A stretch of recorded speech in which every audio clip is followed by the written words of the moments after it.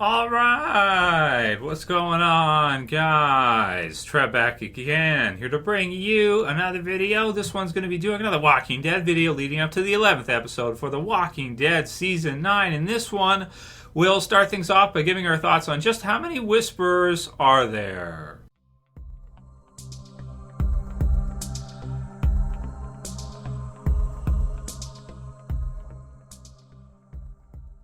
All right, man. So wanted to go ahead and do another one since I'm feeling pretty pumped after last night's episode of The Walking Dead Season 9, Episode 10. And if you guys didn't see it, I did my full review for it. You can check it out in detail. It's a fun episode, especially the last little bit is intense. I mean, that's awesome, right? It's some of the best stuff we've seen, maybe in The Walking Dead, maybe ever. It's really an intense arrival for the Whispers. Very cool and very different from what we're used to. So the question came up, and this will be a Q&A for today leading up to episode 11. Starting things off, we also did one last night, by the way, if you guys didn't see it, for Carol versus Alpha. Who would win? Who will win?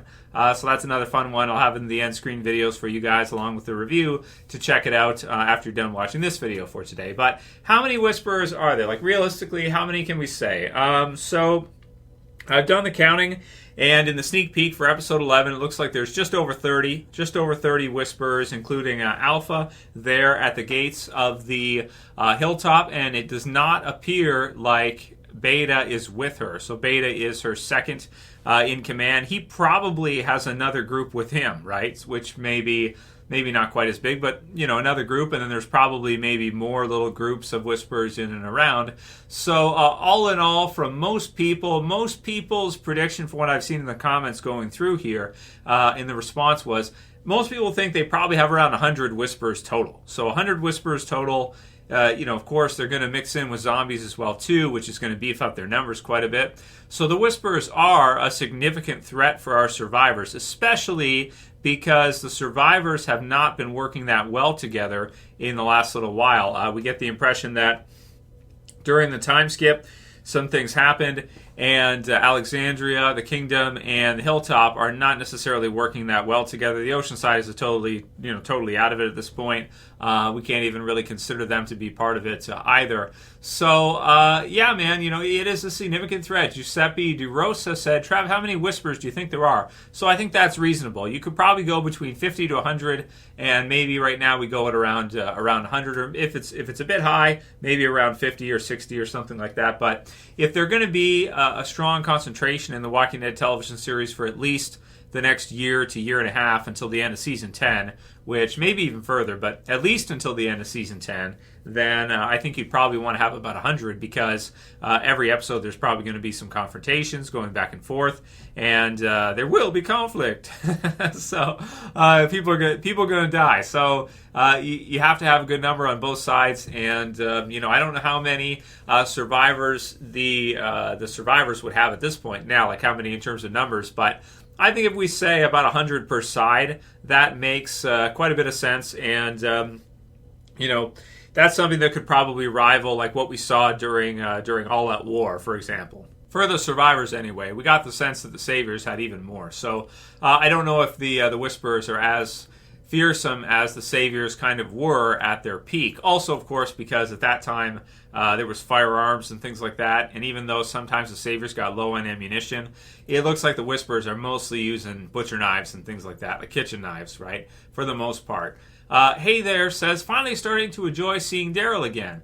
And yeah, man, I've really enjoyed watching Daryl in The Walking Dead, especially post-Rick. I think it's pretty obvious that there's definitely space there, and definitely Daryl is there to kind of be there for us to fill in that void, and as well as Michonne, and as well as Carol and Judith too. But Daryl has, he's stepped it up already, I think.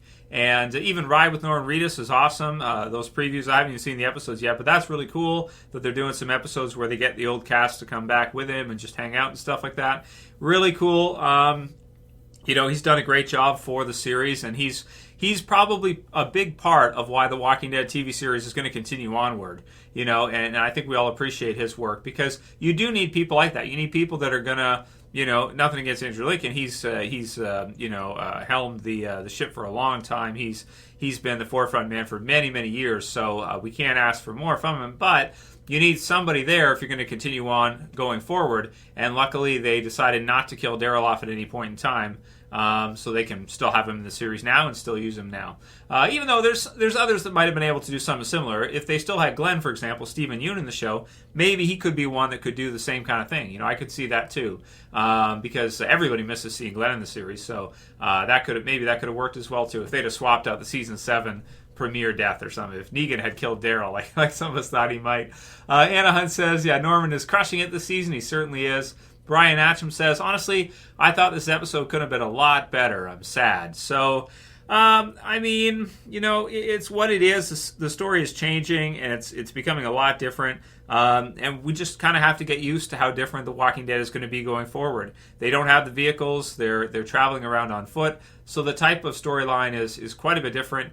It's, can I say it's slower? Well, it probably should be somewhat slower because of just transportation, really, by itself. But that said, I've been enjoying it a lot, even post-time skip, and this episode here I just viewed as like a great episode to set up for us to understand Alpha and Lydia and understand why Daryl does not want to hand her back over, and I thought that fit well. It's just that it was a bit sad and a bit dark to go through it. You're talking about kids being abused. That's about as dark as you can get. That's something that people don't necessarily want to. They don't want to think about that. That's pretty dark. That's about as dark as it goes to. But that's how they can build that relationship, like a fatherly daughter type of relationship, and a parallel between how Daryl's history and we already knew that kind of about him, that he had kind of a troubled past, and Lydia too, and how they were brought up and raised and everything, so he can sympathize with her, and I think that makes a lot of sense. Same with Henry too.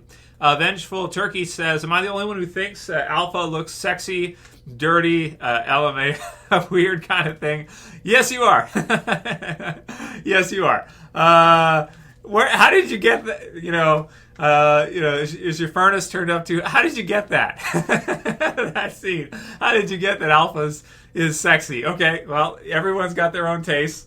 It's cool if you think Alpha is a sexy chick. That's fine. No problem. I'm not going to judge. Maybe it's the accent or something, right?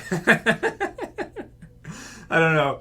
Anna Hunt says Alpha looks scarier without the mask. And I agree. She actually does, I think, look scarier without the mask. That's probably true. Especially, I like how they kind of they put some grit on her. They darked out around the eyes, and they kind of made it look like she was she's a horror character. She's a horror character. So I like it. I like to see it that way, and then you can see her put on the mask. She kind of had she had a face reveal, right? She had the face reveal to show it off.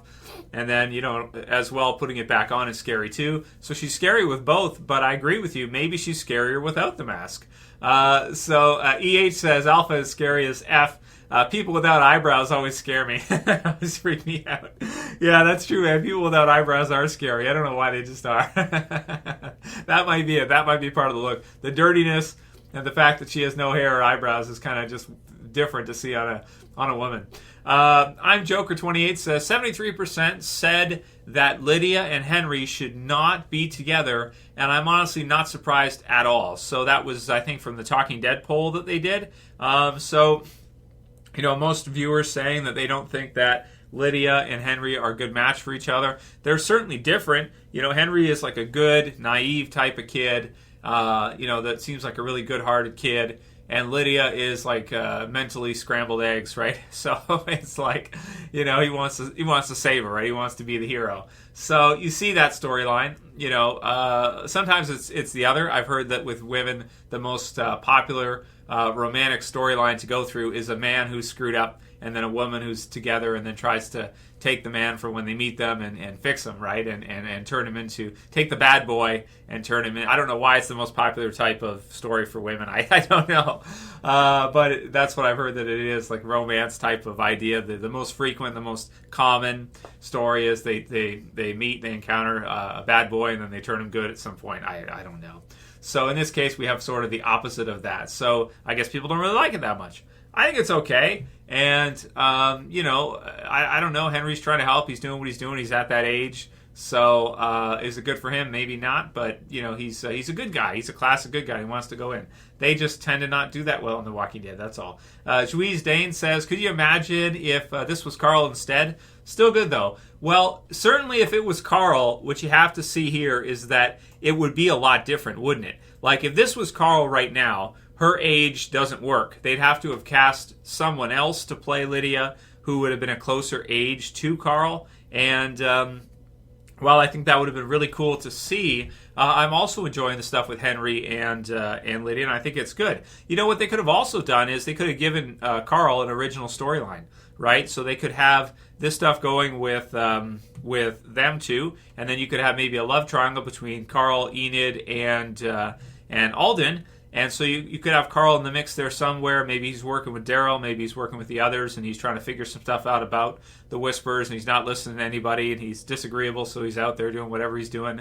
You know, it would be cool, man, just because there's a lot of scenes where it feels like there isn't that old school Walking Dead character in them. Like every time Magda and the group are out and they're running around and doing their stuff, it feels like Fear the Walking Dead. And this is an old Fear the Walking Dead shirt, by the way. It's crazy. This one came out before season 1 of Fear the Walking Dead. It just says warning infected zone, and it's got like, it was a cheap one, but it's just funny. It made me think about that. But it feels like it could be webisodes or Fear the Walking Dead or something like that, because you don't have any of those old school Walking Dead survivors in those certain parts. So I don't think it would hurt anything if Carl was still here and you could mix him in with some of the other scenes. You know, maybe you could have him mixed in with the Negan stuff or with Judith or in between or with Michonne. I don't know, just somewhere in and amongst doing something. I don't know. So it's what it is, but oh well, can't go back, Bob. It's just time to move on.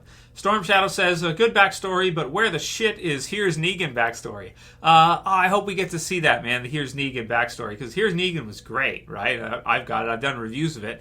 It's basically Negan's backstory and how Negan became Negan. And it's fun. It's really, really fun. I enjoyed it a lot. And here's to hoping that eventually we might see it. Maybe it'll be next year. Maybe JDM's too busy with Supernatural. I think he came back for an episode of that or whatever other projects he's working on. I hope we do eventually see a Here's Negan episode of The Walking Dead at some point. I don't know when it will be, but I hope we at some time get to see it. And I know a lot of the audience might not be interested in that, but you know, Negan's one of my all-time favorite characters in The Walking Dead, so I personally would love to see that. Samana Sojourner says, Alpha being a no eyebrow having freak, she could take some pointers from Rosita and her perfectly coffeed zombie apocalypse eyebrows. Ha! Maybe that's why Rosita gets piked. Eyebrow jealousy, right? Yeah, I get the sense that Alpha probably would not like Rosita very much. That said, Alpha did kill her former husband or Lydia's dad, and Rosita hasn't killed. Rosita hasn't killed any of her boyfriends, so far as I can remember, right? Spoonful for you says, am I the only one that likes her horrid southern accent? It adds an edge to the character and is a bit threatening and chilling. But hey, maybe that's just me. So for Spoonful. But I think a lot of people do now that we've seen it in action. Johnny Boy 97 says, hey, Trev, Henry is basically 100% screwed the kingdom, or he has 100% screwed the kingdom and set up a certain sequence of events that will likely occur at the upcoming fair. He is revealing way too much info to Lydia just for a piece of whisper booty, ... So, he shouldn't have told her that, right? Daryl's right. He shouldn't have told her that. And it was working, too. But he shouldn't have told her that, because that is information. That is power. And, yeah, man, it's going to be crazy this near the end of the season. We only have 6 episodes left of this year. This is the craziest season ever, man. It's just so much change throughout the season. It's just nuts, right? Scooter Chain Chomp says, I like how Henry's choice to bring Lydia out of the jail cell was probably the stupidest thing he could ever do, but actually ended up helping the group by showing Lydia that civilization is possible. So, yeah, that's true. It was kind of stupid in one way. She almost hammer timed him, right? She almost pulled a Madison on him. But then on the other hand, it worked in that it brought her kind of to understanding that these are not bad people and that civilization is something that is possible and that you can't give up hope for a brighter future. Emerald Sight will have our last one, who says, hey, Trev, seeing Henry and Lydia makes me question why couldn't Carl have that storyline? It made no sense to kill him off. So, this will be a few years, man. I think that people will be still talking about Carl for a couple years later. If you guys didn't know, Chandler Riggs has another show he's going to be working on and he's going to be doing, so congratulations to him, and I think we all miss seeing Carl. And you guys are all right, man. It was something that they did in Season 8 as a big casualty, as a part of All Out War, but at the same time, it's like, it was what it was, and it was a good ending for Carl, but I think a lot of us had just wished that he could have been there in the series for longer, especially if they want to do many more seasons to come. You don't have many characters like Carl. They sort of replaced him with Judith in a way, kind of. But if Michonne leaves too, it's like, damn, dude, yeah, I definitely should have kept him on. There's no doubt about it. Karen Murphy, okay, this will be the last one for sure. This is getting good. Creepy. So the Whispers are creepy.